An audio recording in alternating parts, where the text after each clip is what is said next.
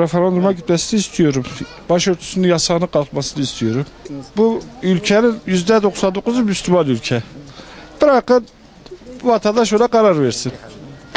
%99'u inşallah evet diyecektir. Vallahi şu an Türkiye'de bütün yani Müslüman ülkeleri tabii ki istiyoruz da yani herkes özgür olması istiyoruz yani. Dayatma olmasın diyorsunuz. Yani Türkiye artık herkes Müslüman olduğunu, herkes bir ülkemiz olduğunu biliyor. Herkes de biliyor yani öyle olması daha istiyoruz. Şimdi bana sorsan bunların yaptığı yanlıştır. Bunların gayesi o ağaç maaş fidan değil. Bunların gayesi hükümeti değermaktır. Ben tavsiye etmiyorum da karşıyım da kaldı ki başörtü. Sadece başörtü değil Türkiye'de. Hep Müslümanlara zulüm yapılmış, hep Kürtlere zulüm yapmış. Bize zulüm yapılınca ona susuyorlar. Onlara yapılınca onlara kalkıyorlar. Allah sonlarını hayır etsin. Takip televizyonum yoktur ola. Neden? Ama milletten işitiyorum.